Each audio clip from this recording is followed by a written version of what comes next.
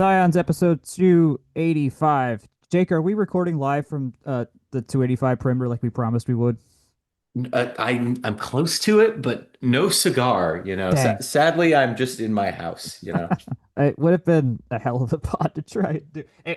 The time it would have taken to take one lap would have been about the right amount of time for one episode too. Like I think that would have lined up pretty well.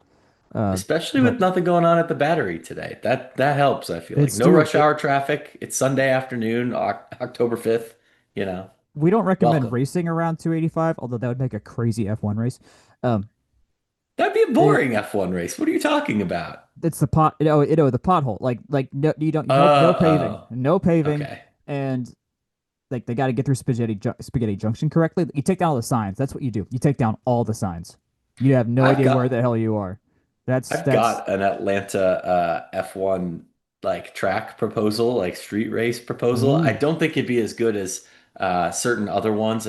I'm not really an F1 guy, but like there has to be a way to work like New York waterfront or like Chicago waterfront. The NASCAR track right. in Chicago was bad. We Ah, don't okay. need to do that again. But like them just racing down the streets of Singapore. It's road race day, It's right? cool. Yeah, That's cool. That's cool. it Even really if is. you're an F1 noob like me, I feel like, you could be a city nerd and appreciate the cars like driving around, you know?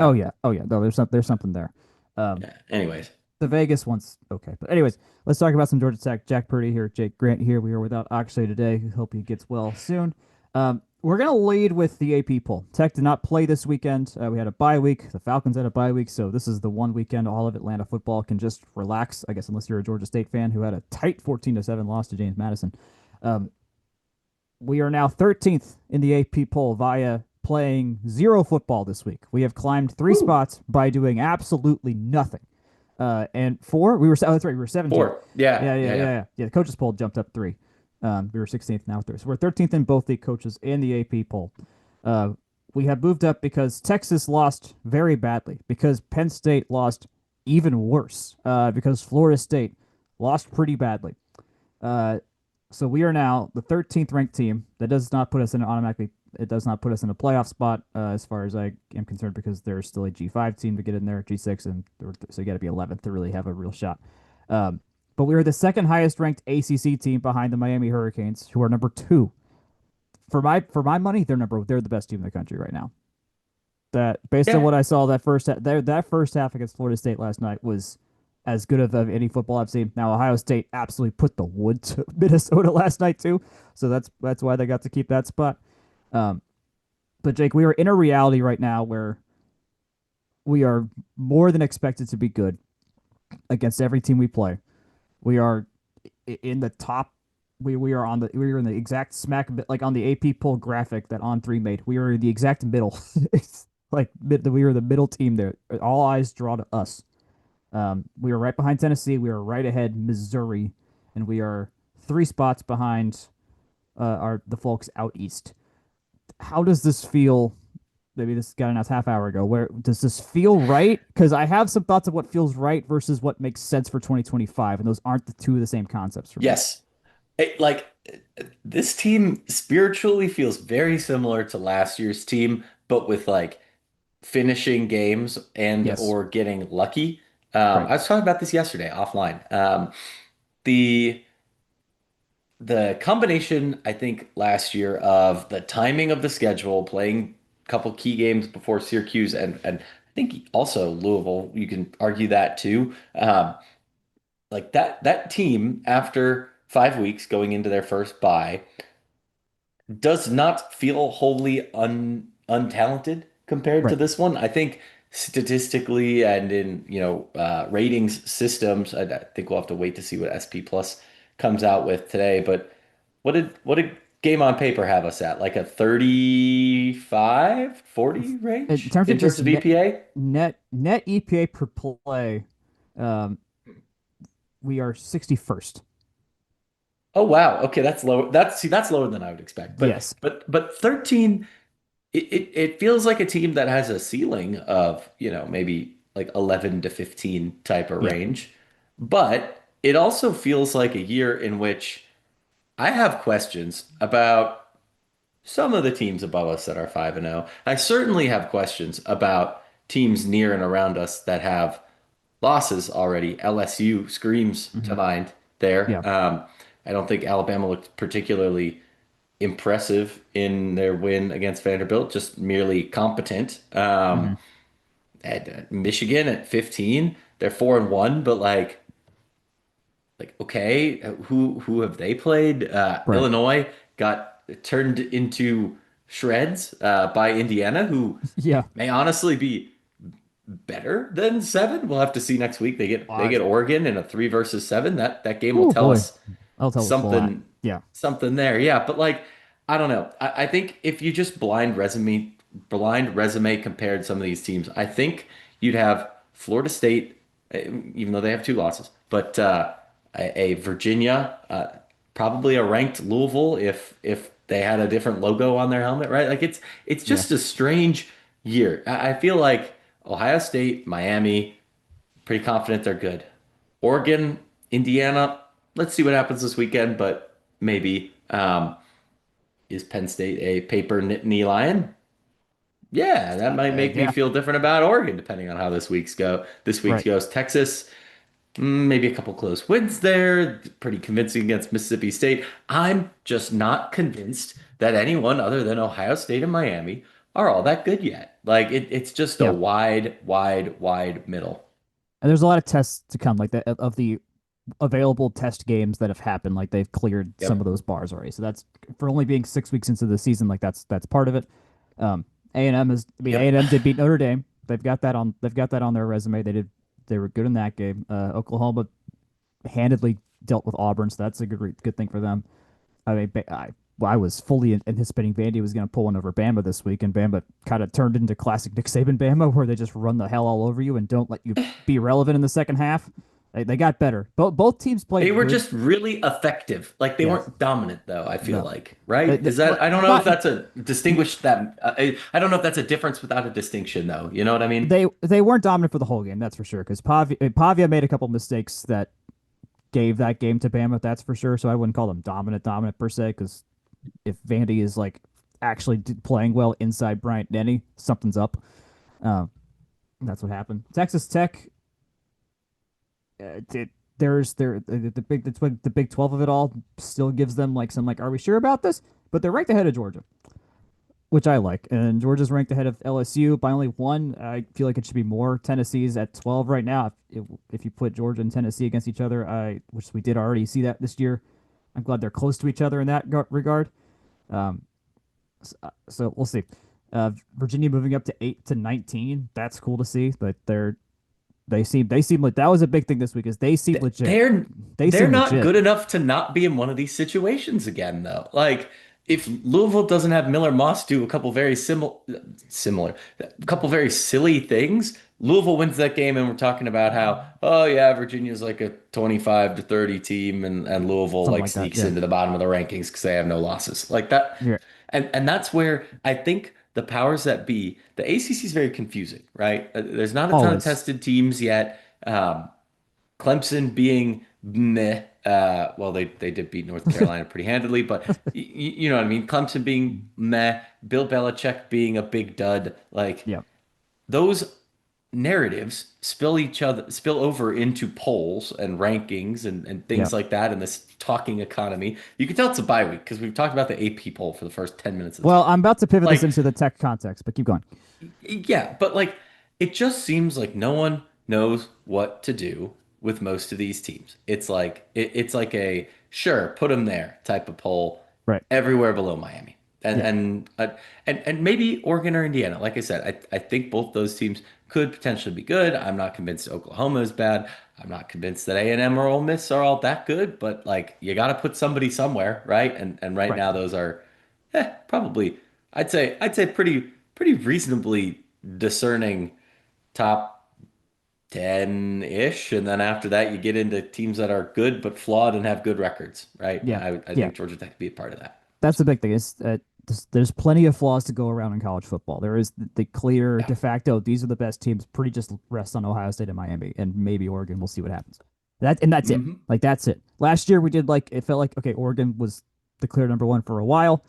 but there were still teams behind them that had a fighting chance in those regards. Like there's like okay, you could make an argument, but I say all this for Tech because I wouldn't say we floated to the top because we're 5-0. Like if you're 5-0, you're going to be ranked no matter what, unless you're playing a really bad Sun Belt schedule or something like that. It's just how it works. Like, Yeah, we like are it just is. in a year where there is enough variability going on. Being consistent and being good enough to win your bad games means a lot.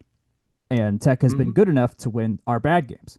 I think Yep. I think I forget how much we talked about this last week, but last week's Wake Forest game feels very similar to last year's Louisville game, where coming off a lot of games in a Yep. row, playing against a team who had a massive rest advantage in terms of opponent quality played and just raw time not played in recent times, because Louisville had come off of what Austin P and some other FCS team and then had a week off, and then we were playing our fourth straight week after going literally across an ocean and then coming And back and then going to New York and then going to and people Kentucky. don't realize this. That New York trip, they left like late, didn't That's they? true. Like They that had was a flight issues. whole, They had flight yeah. issues. Yes, there were flight Hmm. issues getting into Syracuse. So Hmm. they had all the off-field things compounding. And granted, Kings King doesn't make one little mistake deep in our own territory, and maybe we're talking about a different game. All that to say, we have been close. We have been a couple plays here and there in these.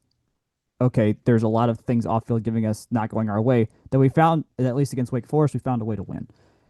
That looks And really freaking good compared to a lot of the other stuff we saw this past week. I think if you're an outsider too, you look at that and you go, wow, Georgia Tech has raised their floor. Georgia Tech has overcome mistakes. They Yes. have committed potentially more feeling of catastrophic mistakes because they certainly felt pretty bad. A couple of those Wake Forest, a couple of those Colorado plays come to mind, you know. But look at them, they're overcoming to winning, where we as fans and Jack, I do not pretend to be a trained journalist. I am a mechanical engineer who likes to watch sports and talk with you guys, right? And can remember results Yeah. from random things, right? Like uh, our lens on this is as fans, and we are probably pretty predisposed as engineers, STEM adjacent type folks to be okay, diagnose the problem. Okay, here's where this went wrong. Like we're 5 and Yeah. 0. Like this is great. This is This is amazing. an Yes. experience unparalleled to any that I have ever had as a Georgia Tech fan. Straight Yeah. up, right? Like this should be an enjoyable experience, but because it's like, oh well, our EPA per play is low, and like we had those fumbles and stuff, and Wake Forest question mark. Also, a lot of commentary this past week about how like that one offsides was blah blah blah whatever. I don't want to hear about it. There Nope. was Neither do weird I. plays both ways, both games, and that's all I'm going to say on that. But it's been Yep. eating me Yep. all week, so consider this that mention. All that to say, this team's pretty good. I feel like the floor is higher, but I also feel like us, because of who we are as fans and the kinds of fans we are, we key in on that, like, at least for me, that like guys, let's figure it out. And I mean, they've got an opportunity this week coming off a bye, rest, Hmm. recharge, retool, going up against a Virginia Tech team that is 2-4 and coachless.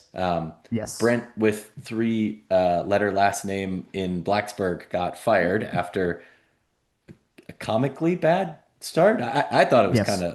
of uh You can't lose that much for a to team Old with Dominion. expectations too. Yeah. Like Right. you lost Right. two SEC like high profile games. You wouldn't have expected the Vandy game to be high profile when you signed it, Hmm. but I Hmm. don't know. Give me more of these like Tennessee, Virginia, North Carolina mountain matchup type stuff. That's fun. I like it. Yeah, yeah, yeah. I agree. It's cool. But they're 2-4 since then with a win over Wofford and a close win, I think, at Carter Finley against NC State, right? Like Yeah, that was that's that was kind a of an interesting trend. that was the after they fired Pry win, which was like, huh? How? What? Okay, interesting. There is the whole get the wrong get the we saw this with Key left, like get the guy that's not doing great out of the building and that can help in the short run. Like that can be Yeah. a good little boost of adrenaline there. But I mean, us coming off a rest and being what 15 and a half point favorites in this game, uh, it's a they if you I know I said this after before the Wake Forest game. If we play our game, we'll be fine. We obviously didn't play our game against Wake Forest, and we were not fine for the large majority of that game. But same logic applies here for Virginia Tech. Is there's a lot not going right for them that we're not worrying about from an off-field perspective. To where if we just hunker down and do our thing, we Yeah. very much should be fine. We are much better than them.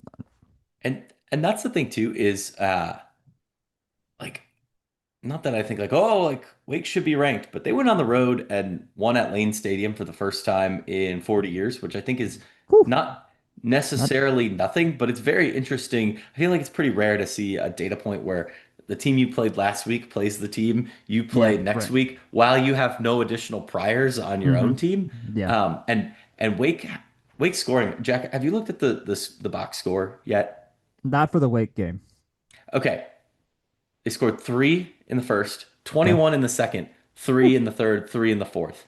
They won by seven, 30 to 23. Virginia Tech went 7, 7, and 9. But like just the way that plays out, Mm-hmm. like you see such a big crooked number taking advantage of Virginia Yeah, Tech's defense and yeah, and, and the realities on that side of the ball. And you go, wow, like maybe that should have been more. That's the bell it rings in my head. It's like, yeah. hey, Wake's better than maybe people penciled him in coming into the year, new coach, I think that's fair. Yeah. 10-9 win against Kennesaw. Like I don't know. Like now again, I'm not saying they should be like ranked, but it wouldn't surprise me to look up and see like Wake Forest finishes the year like 8-4 with a number Yeah, right. 25 ranking next to their name. And it also wouldn't surprise me that this is just meh, We'll like see. Yeah, we'll see. I mean, yeah, there's a lot of games left to be played. We're getting into we're truly finding out about some teams face this season.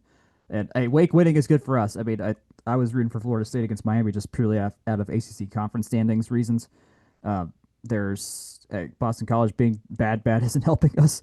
But Clemson getting a win kind of helps us here, just in terms of strength of record and things like that, and strength of schedule, which does matter now in the a little bit more in the playoff committee context, which is a thing that is we're going to be mentioned in a couple weeks, assuming things keep going well. So, like these are things that are going to matter that we have that keeping tabs on does actually provide you good information in terms of thinking about where tech stands in the national context. Uh, and can we talk real quick about ACC standings or yeah, do we want to pivot somewhere else no, it's first? fine. Yeah, go for it. All right, so I pulled them up just because I was curious. One, it's always very amusing to see a 4-2 Duke and a 5-1 Virginia above Georgia Tech, but they are 3-0. I mean that's how you Yeah, that's how you sort it, right? So those, just like everyone drew up at the beginning of the year, Virginia, Duke, Georgia Tech are your teams with multiple conference wins at all.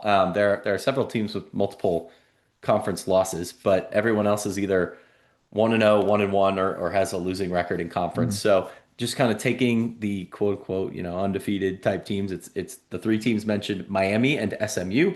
SMU handled Syracuse yesterday. That's kind of an interesting data point, at least to me. And then you've got Louisville, Cal, Pitt, Stanford, and Virginia Tech all sitting at that 1-1 range. So, obviously it's early, so you got 10 teams with one or fewer conference losses. yeah, But yeah, I mean, if you're looking ahead at the schedule, I think this year's schedule is hitting me harder than last year's with unfamiliarity, or like lack of intersecting data points for teams sure, to play, which is weird because we didn't play Clemson last year, but not right. seeing Miami on the schedule, nor Virginia, Yeah, nor Louisville, who we played like 3 out of 4 years, three out of a five lot. years, We've something played them a like lot that. recently. Yeah, Not seeing Pitt or until late, I yeah. guess. Like And that's they seem nowhere near as good as they were yeah. projected to be. Also, well, they did just put in their freshman quarterback, and things worked out pretty well for them. But that is they were playing Boston And College, then so no North Carolina and no Florida State on the schedule. Again, we did go through a dry spell against Florida State, but between the ACC championship meetings, a couple late aughts meetings, you have Miracle on Techwood hmm 2020, like that was a face that we saw. I would say a pretty reasonable amount. I don't know. It's just a really strange reality. I think yeah, the games have been fun, but the conference is just all over the place, man. yeah. It'll the I think this gets to a point I want to talk about with being 13th is kind of gets to my idea of like we've done enough, like we are stable enough that in an unstable Yep. environment that floats us up. Um, Yep. there is, I think we've talked about this before, like there is some Indiana 2024 vibes here of just like who have they played until you play a really good team. And now that the Clemson game is looking not I don't want to say worse, but the opponent strength isn't as good as everyone had imagined it was during the game itself and in the many weeks leading up to it. It does mean that Georgia game kind of puts us in the like, okay, that's the one actual test people can put a barometer on right now. Uh, that tells you real information about, at least in the context of playoff ability. Like that's it, which is fine. And that's the bloat. That's what you're going to get with a bloated conference schedule like we have now. And And have we considered that like high variance in early weeks across the sport could be due to like the, getting everyone synced up but on the same page is probably a little bit more odd in the current era. Like the Illinois demolishes Duke and then goes to get beat up by Indiana a week or two later. Like those are huge. I mean, maybe the some of the bigger waves we've seen, but I don't know. It seems to be a nice emblematic response of a lot of the shifting we've seen early on this year. So yeah, yeah, I think that's the case. So, um, I feel fine about this team. I feel fine. I'm not in any way put in oh no, break glass case emergency mode. Like I'm not there at all. It is just a take care of business and we're fine, which this team is as prepared to do as any we've had. And we have the right opponents to do that well. So we'll see where it goes. Any final thoughts here before we move on to the big news? not not in particular. I will say 3:30 games. I've really come around. I think they're ideal. I hope everyone shows out on Saturday. Fall has begun in earnest here in Atlanta, and hoping for a nice crowd against Virginia Tech. So I think it'll be fun. A 3:30 game is good. I'm glad we're getting a good, easy to approach mid afternoon game because we've had the one other mid afternoon game got delayed. The two other mid afternoon games got delayed, and then it's been noon kicks otherwise. So, also weather is perfect here right now. Like this mid afternoon game is gonna feel so nice. So I'm happy about that. yeah, I am gonna check the forecast ahead of time since we have two drizzly Mm, games in a row. I advise everyone fair, else does the same, but I'll take the temps any day. indeed. All right, who uh who do we got to hear from, Jake? Yeah, of course, we have got to hear from Section 103, section103.com, the best place to get Georgia Tech apparel. I've said it before, I'll say it forever. They do the very best work over there, and I love my Section 103 apparel. I'm in a Brent Key short sleeve, as manufactured hoodie, if you will, lightweight. I do like it for runs, but also for wearing around, and it's an ideal temp for something like that. Head on over to the site, take a look. Mini 500 shirts. Jack, do you have any details on this? I wasn't expecting a Mini 500 drop, and they're pretty sleek. I mean, putting a tricycle on a shirt like that's what every adult wants to wear. But no, I love the Mini 5. It's one of my favorite events of the year, and there's been a lot of like contestant Mini 5 shirts over the years, but this is the first I feel like actual, you know, cool, good-looking, awesome thing to actually be wearing. So that's Yeah. that's excellent. Section103.com, by the way, code FTRS 10% off, free shipping on orders over $90. But Jack, did you have any say in this? I know you live in I that kind of know world. I'm this curious. was it was a surprise to me when I saw it come up in our alumni association monthly meeting. It's like, oh, this is happening. How about that? And so yeah, no, it's an official homecoming shirt. This is co-branded, co-everything. So this counts as Section 103 doing official tech business, so to say, during homecoming. And I like this shirt. I had my two shirts that I wore for when I was in the race itself, but Yeah. they get old. They don't get old, but like they're not meant to be worn over and over and over again like a good Section 103 shirt is. So I'm glad I have a shirt for the event in perpetuity. Jack, as somebody who helped organize that event, let me tell you, a thing you optimize for when putting on an event like that is cost. Yep, It's, yep. I, oh man, I've got some of those like basketball game giveaway shirts where like the logos on them just all like melt together in the wash because it's like, Yeah, oof. That yeah. will not happen with Section 103. Section 103 Nope. is great. I love the Mini 500 shirt. Go check them out. And of course, if you have any Georgia Southern or LSU friends, give them a holler there too. Oh, and at Section 103 on Instagram, cannot forget about that. Jack, having said all that, you alluded to big news before. I For did. those that somehow haven't heard, what is that news?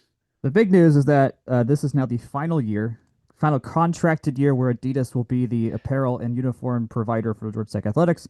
Starting July 1, 2026, that company will be Under Armour. We are making the switch over to Under Armour as a school and as reported by Chad Bishop, for a deal that will warrant us 6 times the monetary value than what we're getting from Adidas, which is extremely nice.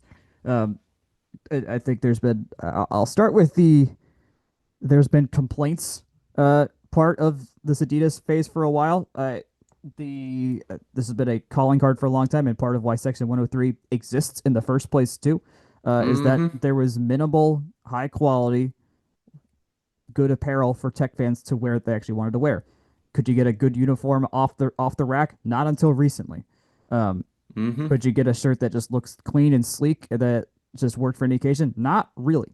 Uh, They had or so much random garbage it too. really was. It just I feel like I can say that. Like yeah. a blue sleeve on a gold shirt. Like why? Just It make some of wasn't the stuff that you give the players. right. Like There was a lot of things you would see on field to be like, just make that a t-shirt, and it just didn't happen. So many times. You like couldn't buy a baseball jersey, or you couldn't buy many baseball jerseys if they were worth it. mhm. Could never buy a softball jersey. Couldn't get only this year has there been like actual like Customizable. decent like volleyball gear out. Like it's just taken so long.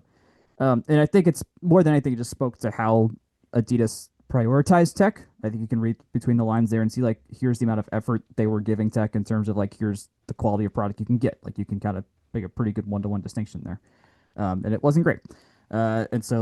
And as part of and Alpert mentioned this and the stuff that came out from tech, like in the finding new means of revenue generation, things like this matter a lot. And they also know that if fans want to buy good gear, that means more money for tech itself. So you've got to fix the problem of let's get gear that tech fans want to buy to therefore make it easier for us to make money from this company and have a better relationship with the company that is providing all this gear in the first place.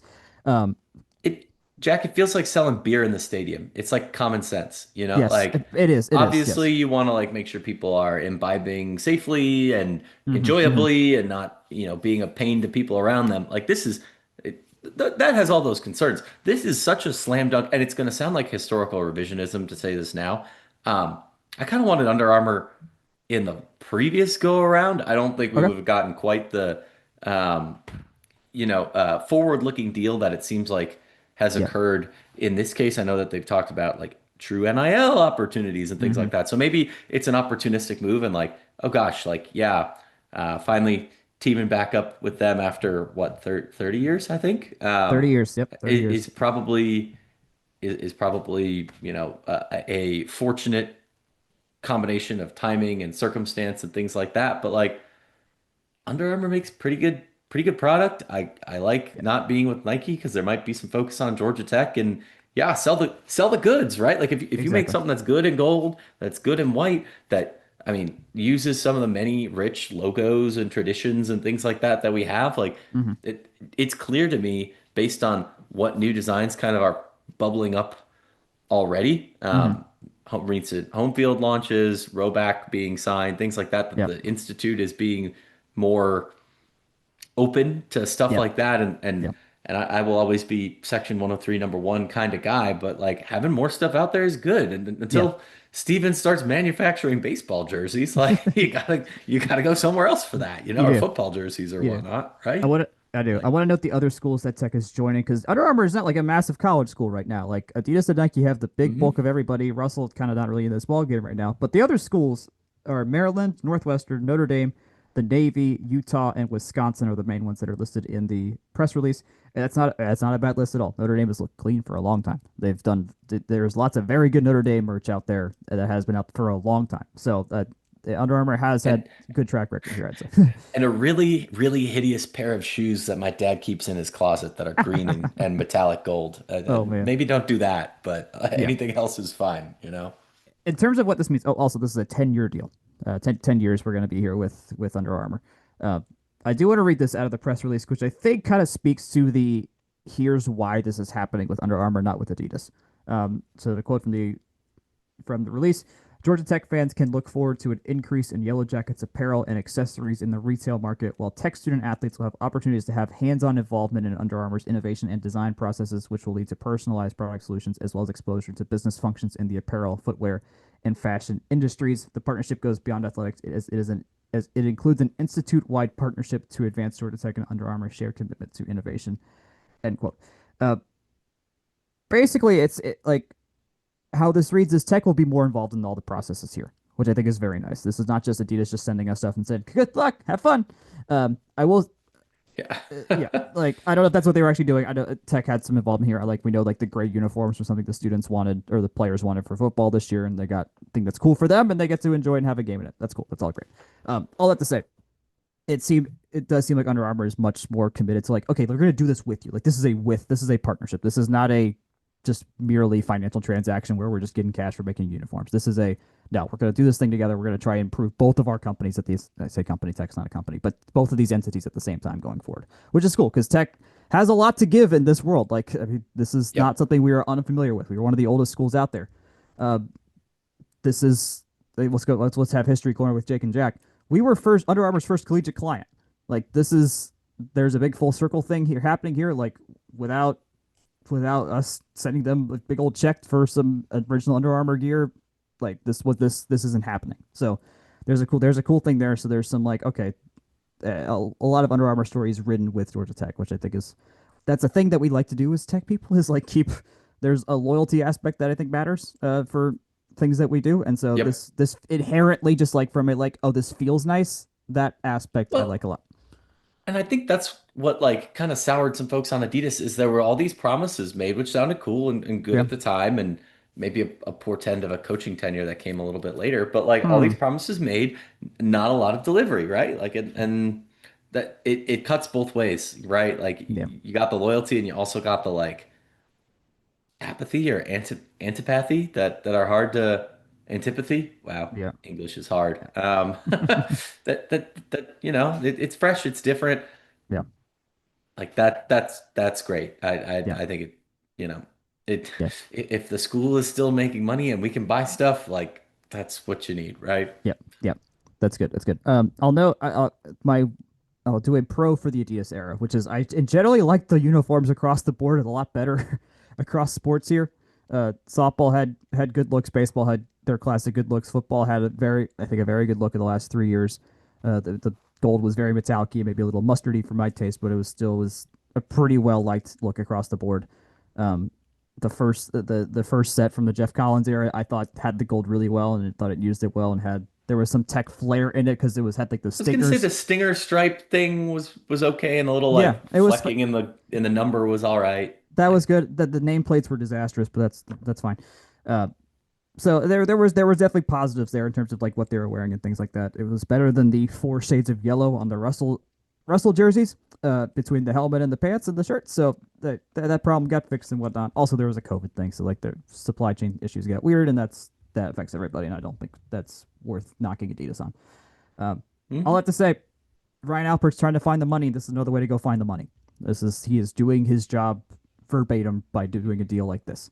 Um, and hopefully, and also, I think a thing to note here is he's been doing very good about engaging the fans in everything across the board here, like getting like between the survey to figure out if we want to play Tennessee and Mercedes Benz or Bobby Dodd, and responding to folks on Twitter about like, hey, we like this thing. Could y'all do this? Like they noted on Twitter like, hey, we see you wanting the Marilyn Monroe sweater. We'll look into it. So I don't Yeah. know what this means. I don't know That's if that has to be the most like casual, like just walking around on homecoming, kind of hearing mm, what people are talking about, like random fans or people you're walking with or whatever, people being yeah. like, "Oh my gosh, I need that." And it was Hmm. never available.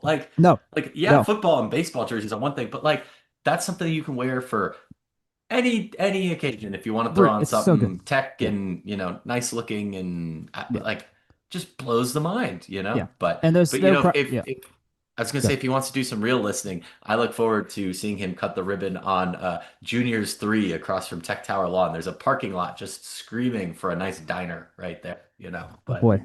I know what's going on in that build property, and I can't say online, but that's not happening there. That much I know. Oh, Uh, Jack, sorry, darn. sorry. I know. I'm sorry. Oh, I pray for juniors reincarnated somewhere, or just a place that can be the physical home base of campus for students. But that's a whole nother podcast that would take us 3 hours to get through. All that to say, yeah, there come is back no like. summer 2026 for that Oof, one. we got a lot. We got a lot there. Um, Yeah, there's no specific product promises happening in this Under Armour deal. All that to say yeah. is just like the administration is listening. We'll see what that means with Georgia Tech licensing and how, like you kind of mentioned, there's been more flexibility of late between Roback and other and like the Mini 500 designs. Like there's stuff happening in that we're seeing now that's due to a lot of background work. What that means for the future, no idea. I mean, they still Under Armour still got to start actually working with us, and we'll see what that means and what they can generate and things like that. So, uh, all things considered, this seems good. I think this is a step in the right direction in terms of health of the athletic department, health of just the athletic department and fan relationship as well, and alumni relationship. And I mean, this stuff is a critical piece of the entire puzzle, and having them be a good And it partner helps shows everybody.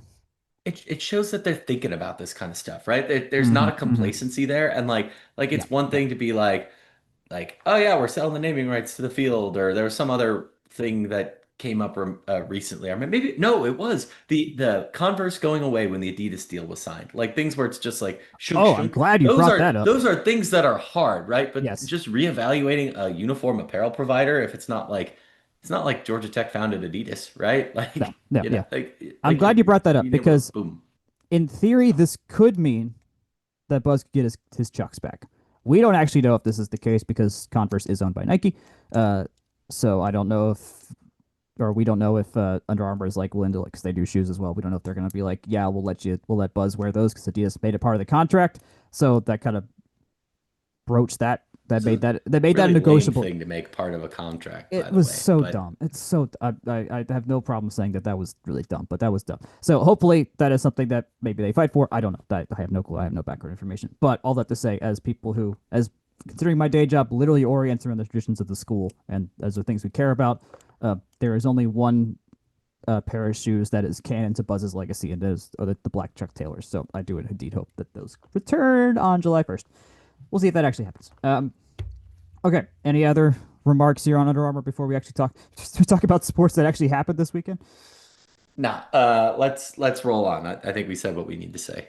All right. Tech played volleyball twice this weekend. It was the road swing to Dallas to play SMU, and then to Pitt earlier this afternoon to play Pitt. We lost 3-1 in both cases.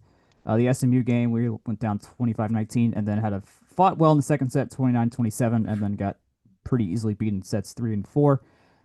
Larissa Mendez did not travel with the team for either of these games. I don't know why. I don't know if it's injury or whatever. They don't have to disclose that, and they didn't. All I know is that she just wasn't playing and wasn't even there. So Novi I Despaigne I got a gotta lot say, more run. Jack, yeah, and that fourth set in Pitt, I thought they were gonna get it, They go to was so five, close. but It was close. but Pitt, you see flashes, I would say, from yeah, this team. There's yeah, things, Despaigne, Fedorovic, Mambu, like that. There are aspects of their game that I think are looking good.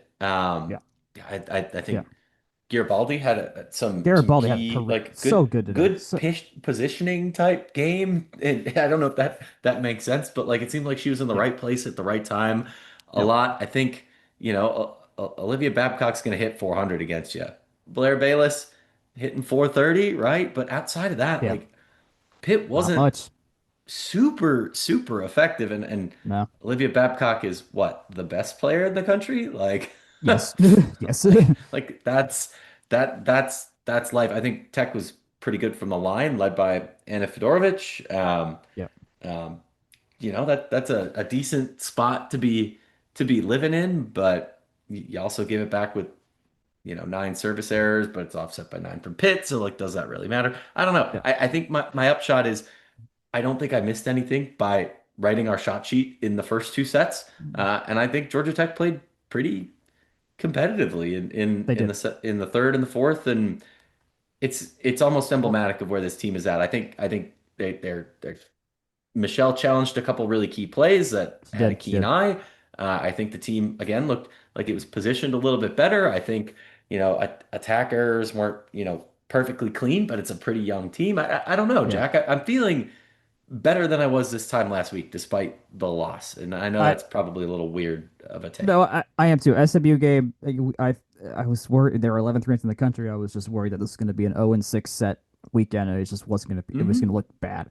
And both of those matches started that way. Like, keep in mind these first two sets against Pittsburgh, we hit negative 0-3-3 and then negative 0-3-6. Like this looked like an absolute walloping. We had no chance of coming back from. Like it was bad. We played very bad volleyball. Babcock, I think, was hitting 800 after the first set with only one miss, that only one hit that didn't land as a kill. Like they were cleaning us up. And then Yep. I think to your point, this team has flashes. When they have an opponent that's not good enough to not put it all together, we look a lot better than we have been. But we play a really good team like this happened against Wisconsin. We almost had the first set, or against Kansas when it worked out, or against Purdue when it worked out that one time. There's pieces that can work together, and we got this third set. Like we almost hit 300. We only had 6 errors, had 14 kills. Fedorovitz is just it has come into her game a lot more these last couple weeks. Like that's been the big godsend here. Despania just wasn't playing much for whatever reason. Then she's still a little wild. Like she hit even at 5 kills, 5 errors. Mambu was 8 errors today, which is kind of reverting back to where she's been most of this time. But yeah, Garibaldi, holy cow, 9 kills, 7 blocks.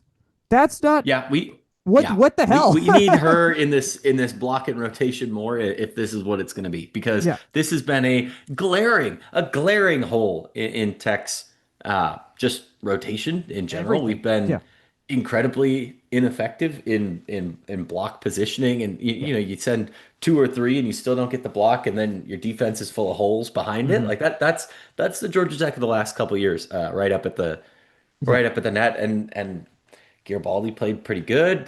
Despania got in the mix. Mambu was in the mix there. Like these are the kinds of lineups that if you let them grow together a little bit, I think they probably wind up looking pretty good come the end of the year. Is there enough absolutely. Yeah, runway left if you don't get one of these big upsets?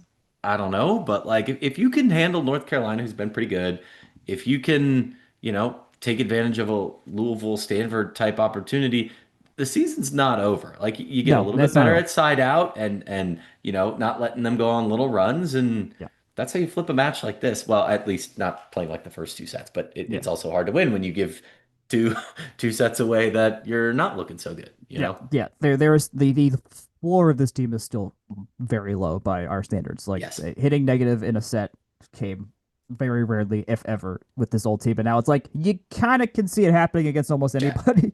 Like Jack, they look like the 2017 team. they were really Like bad. It was bad. they or maybe 2018 team. Maybe 2017 was kind of, not even tournament contending type Yeah, team, but 2018 2019 should have been in the tournament. That was silly. But like, yeah, they look like a team that's got a lot of good parts, but a kind of low floor. And yeah.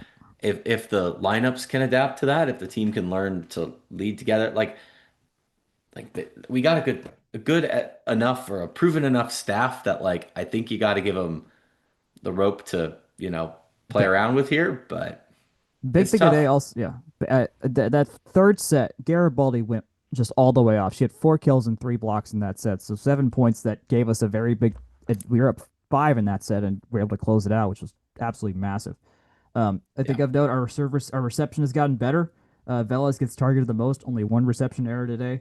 Bieleski goes in for defense on the back line. She had 15 receptions, 2 errors, but still good ratio. Despania and Fedorowicz, no reception errors today. Both got 17 serves hit their way.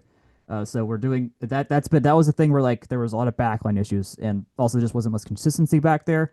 And there has been a traceable improvement in the back line or back row, I should say, from the lineup getting more consistent and people getting more playing time. Like that part of the team has gotten better and better and better as the season's gone on. That's still some how did that ball hit the ground kind of drops and things like that, but it's way less confounding than it was beforehand, especially against Pitt. I think this was a like Pitt's offense is fantastic. That fourth set, we had a 72% side out. They had 78.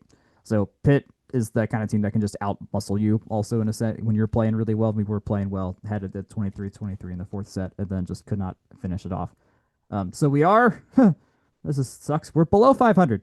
Uh, been a long time since that happened this late in the season, like a long, long time. Yep. I don't even know the year it happened, but probably somewhere in the mid early 2010s. Uh, 6-7, 1-3 in the ACC. Uh, we matched Pitt for blocks. We both had 14 and a half blocks. That is not a thing that's normal for us. Like that. That is not. It takes us being that good in blocking to usually beat a team like this. When we beat Louisville 2 years ago, that's what happened. Like Pierce just had a day out of her mind, and just Louisville didn't have it. So yes, there are, as you said, there are pieces of this team that when they worked all together, we were very, very, very good. But they're still so young and so inexperienced at the collegiate level. There's still just little bits and pieces that are just not working. Whether it's Despania being wild, Mambu being wild, they've got the power. They just got to put together. Um, I'm very happy with Suarez right now. She's been assisting quite well. She's rock solid in there. She's what we need. Velas has been good. Fedorovic is served Gabe. She's our best server right now. 5 aces today. Like she's got some stuff that's funky. Despania also had a few serves from like 5 feet behind the service line. Just doesn't take in a run up and just smacks it in and gets some weird spin on it from long distance. Gets a little bit more pop on it. So for a loss against Pitt. I mean, we have also been reverse swept by Pitt in their buildings. Like Yeah. this isn't our best recent game in Fitzgerald. Uh, But it's not our worst. it's not our worst. It's also not our worst, which is saying something because We I was fully anticipating this to be our worst and not have it not yeah. even be close. And there was Jack, parts of it that were. we've seen better Georgia Tech teams play worse at Pitt Hmm.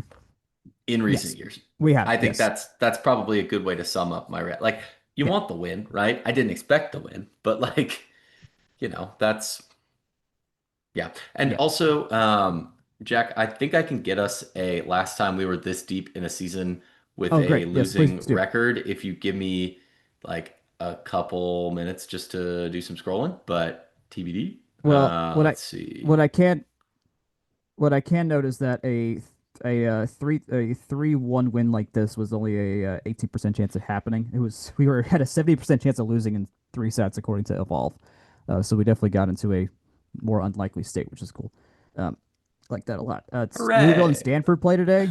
Louisville and Stanford play against each other today, so Pittsburgh's going to be floating up in the ACC standings no matter what, because the best of the best do all play each other. So they needed the win today for a lot of reasons beyond just that. I should Yeah. also note Bianca Garibaldi. Part of why she played well, and multiple people said like, yeah, this seems like a revenge game. She transferred from Pitt. She was on their bench last year, not really playing at all, and has now become our main middle blocker for the season. And I think playing back in Fitzgerald did mean a thing or two for her. Don't actually know that for sure, but that she was playing like a player that had a mission today. So we like that. I Just need that believe to carry that through into full-heartedly. the rest of Yeah. the yeah. We you just need to keep carrying. Next week we play Duke. We play North Carolina. They are a travel pair. Friday 7 o'clock in O'Keefe. Sunday 1 o'clock in O'Keefe. It's a good little triple header this weekend on Texas campus. You can do volleyball on Friday, get resale tickets, get football on Saturday, and then volleyball again on Sunday against North Carolina. These two teams, while you keep scrolling, they've been just getting slowly better and better and better and better throughout the Yup. years. And so this is the first year I'm like, I don't know if we're really going to win these matches. Usually these were 3-0s. They became 3-1s. They became 3-2s last year, and not exactly like comfortable 3-2s, if you can even think of it that way. So these teams can absolutely be this. They have been good enough for long enough and have been getting better for a long enough time to where they've helped raise the floor at the ACC, which just makes life harder for us while we're in a reset year, so to say. Uh, I think it's where. Let me see if I can find any other stats real quick about the team. Where are you at, Jake? I am making an Excel formula that will give us the answer. I just need to hit enter after I add one more condition. Amazing. Right now, Tech on the road is 1-3. Yep, we are 1-3 right now on the road. In conference play, and then or just in total. In total, uh, attack All wise, who's right. got the most? Go ahead. I was gonna say you finish your thought and then I Oh, will have a cleaner way to say it, but go okay. for it. Mambu's at 78 errors right now, which is not great, but she's at 121 kills to lead the team. Benjez was at 113 going into today. She would be still the team lead if she was if she had if she was with the team this week. Uh, so Mambu's up there still as their kind of default outside hitter. I'll be curious how Fidorovic's numbers rise. She's up to 2.2 kills a set to Mambu's 2.8. Uh, She's got a higher hitting. I think the track that we'll see next year is like our freshman hitters are all hitting in the 100s. Next year will probably be somewhere in the high ones, low twos, maybe even mid twos, depending on how well they develop. Because like Menges, she's at 257. She's had time. She knows how to do this. Garibaldi's hitting 370 for a middle. That's pretty good. Could be higher. Pierce hitting 344. That's about where she's normally at.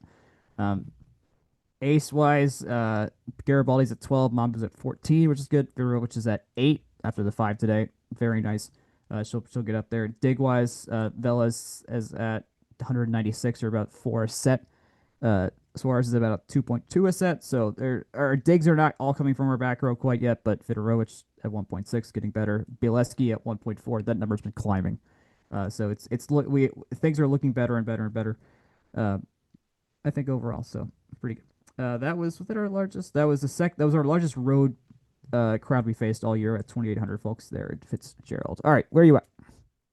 All right, Jack, the last time Georgia Tech was this deep in a season, 13 games or more, with a losing record was indeed the fall 2017 season. Okay. That was a Georgia Tech team lost to Duke on September 24th, 2017, and they never made it above 500 again the rest of the year. They did become equal to 500 with a win against Virginia Tech on November the 3rd. So they dipped down, came back up, and then did another dip. But my question for you is there are four major eras of NCAA scoring, right? You've got Mm-hmm. 1981 to 2001. That's Yep. before the libero, 15-point side out scoring. So short sets, but point wise, but long sets because you need Mm-hmm. to have the side out in order to score. 0203, libero, limited subs, 30-point rally scoring. So 2002 Mm-hmm. to present Mm-hmm. is rally scoring. And then unlimited subs 04 to 07 with 30 points and 08 to present with 25 points. So considering we'll call it the modern era, 08 to the present, how many seasons do you think this has happened before to Georgia Tech in at least one game? I'm not saying that they're going to ride the rest of the season out under under the level, though these teams it sometimes turns out to be the case. Does that all make sense? Those conditions. Sure. What's the question? Yeah. How many seasons since '08 has Georgia Tech been under 500, 13 games or Okay. later Since into the season? since '08. Oh, I Yep. go with 4. Close. It's five. Okay. It's 2017, 2014, 13, 11, 10, and then they're both the '06 and '07 years also were in the mix there in terms of in terms of having that ignominious distinction. That being said, I do you remember off the top of your head the first year that Michelle Lee Collier became the head coach at Georgia Tech? 20. What? This is year 12. So what? 2012, 2013. Ish. Yeah. So that makes this only the third time that this has happened in her tenure. So I would say pretty notable Yeah. to see that there. And I will say of those seasons, noted since there's a bunch in the 80s, there's like one or two in the 90s, or one or two in the early 90s, one or two in the Mhm. late 90s. In '05, '06, 2010, and 2011, it was all for one or two games, right? So Okay. dip under and then Yeah. come back up. 2014 and 15 were kind of like, yeah, you went under and you never came back type of thing. Mm-hmm. But I would also be very confident that all three, 14, 15, 18, so the most modern teams there, I'd be very confident that those teams were not playing the kind of schedule that Yeah. this team was. Knowing, I mean, modern ACC is coming into form in fall 2017 with Pitt and Louisville, but it certainly did not have the quality depth top to bottom, to say nothing of the non-conference slate Fair. that It's different. this Yeah. team played. So I would not be sounding any alarm bells, but certainly just a little bit interesting to see what Yeah. history tells us there. I really hope they get some wins soon because they're 1-6 in their last 7. Against good competition though, like Tennessee, good. Wisconsin, good. Georgia might actually be good. SMU, good. Pitt, really good.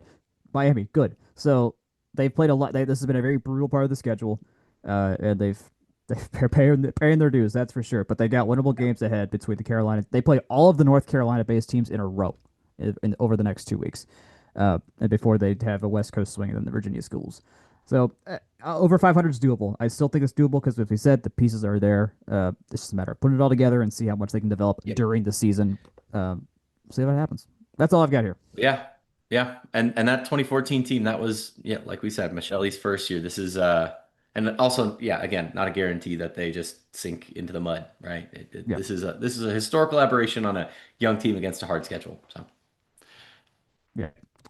All right. What happened with golf?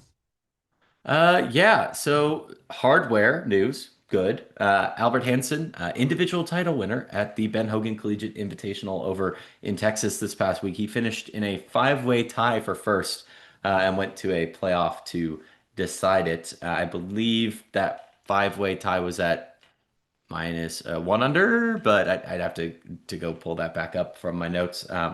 Ben Reuter finished tied for 27th at a four over. Hiroshi Tai finished five over. Cale Fontenot finished six over, and Aiden Tran in 61st to 13, contributing to a team overall finish.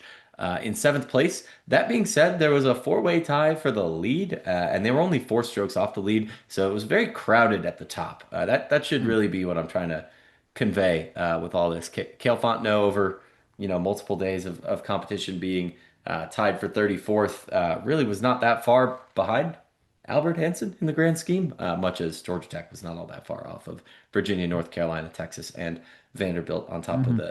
the team board there. And they'll next host the Golf Club of Georgia Collegiate Invitational, and that is coming up at the end of the month, the 24th through the 26th.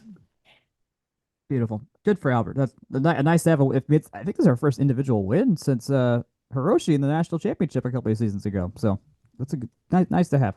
Uh, Man, I wonder how good. I still want to play golf with them one day and just see like, okay, how much better are you guys? Like, I know I'm a 12 handicap right now, and I'm like, I know I could make some shots you guys could make, but also I'm like, I just need to see for myself just what the disparity is like, so I can learn how to get better. That's You not know, important to the context Jack, of this I conversation, I but used to I used to wonder about things like that, and then I did summer swim adult league for a summer mhm. after I think my junior year of college, and a bunch of varsity swimmers from a bunch of schools were in that, and then I really learned that I really did not need to wonder that question anymore. They were much better than yours truly. So Well, at least in golf, you can get better over decades. Swimming, you kind of peter out no, unless you're Dara Torres, and then you figure it out for a lot longer. But yeah, the that's window about it. has slammed shut. So Yeah.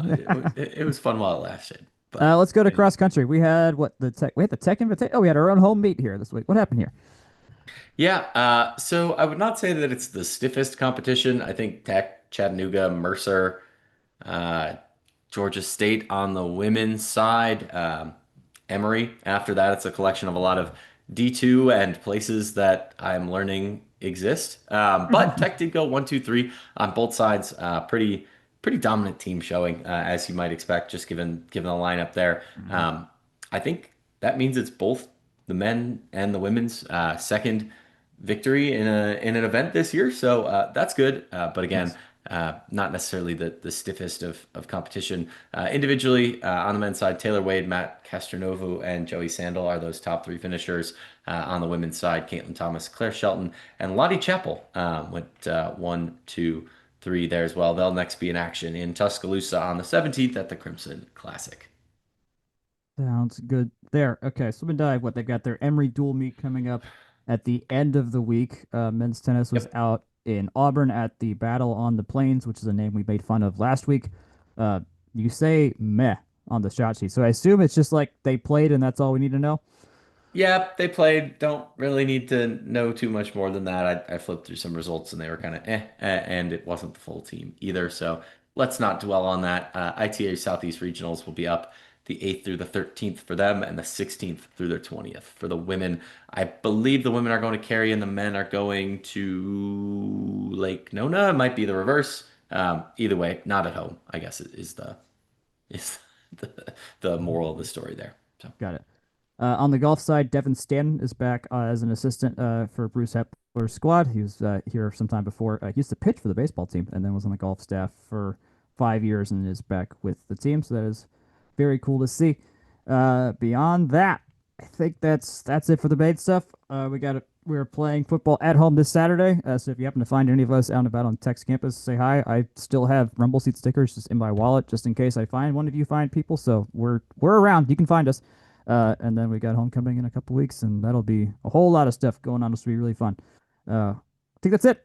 But yeah, much as this year in general, this season's rocketing by already. So get out to old Bobby Dodd while you can. So thank you for listening. As always, you can find us at fromtherumbleseat.com. You can find us via email from therumbleseat@gmail.com. You can find us on Blue Sky, Twitter, that's FTRS blog, Jake Grant 98, Jack Nicholas. You can find Section 103 on Instagram at Section 103. You can find us on Instagram at From the Rumble Seat, and you can find Section 103 at section103.com as well. Remember, rate, review, find this podcast wherever fine podcasts are distributed, and tell your friends. Word of mouth is the best way to let people know we're out here. And until we speak again, good night, good luck, and go Jackets.